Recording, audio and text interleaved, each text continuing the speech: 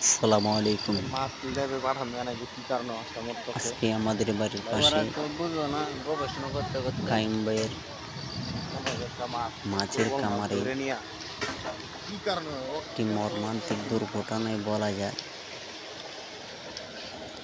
প্রচণ্ড রোদ আর গরমে ডাক্তার মাছের মাইরা দিব ডাক্তার অক্সিজেনের সমস্যা হওয়ায় পানিতে ইনফেকশনে মাছগুলা মরে পানির উপর ভেসে গেছে। যদি এরকম ধরনের কারো কামারের সমস্যা হয়, জরুরি বাবদ কৃষি মৎস্য ডাক্তারের সাথে পরামর্শ নেবেন, যাতে এরকম সমস্যা কারোর সাথে না হয়।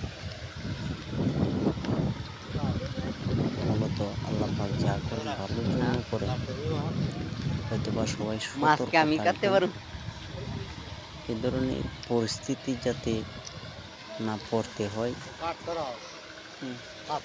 আল্লাহ পাক সকলকে যাতে ধৈর্য ধারণ করো ক্ষমতা দান করেন।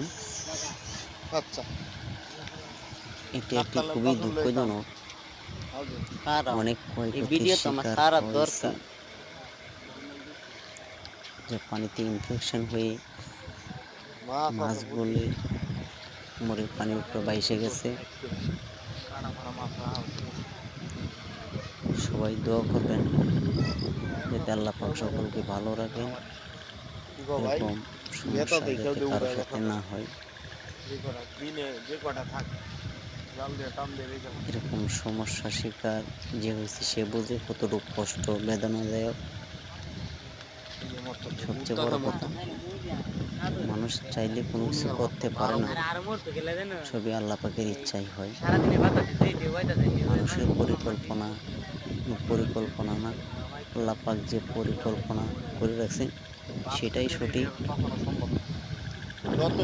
সবাই ভালো থাকবেন, সুস্থ থাকবেন, একে অপরের জন্য দোয়া করবেন। আল্লাহ হাফেজ। অন্য কোনো প্রযুক্তি আসে না।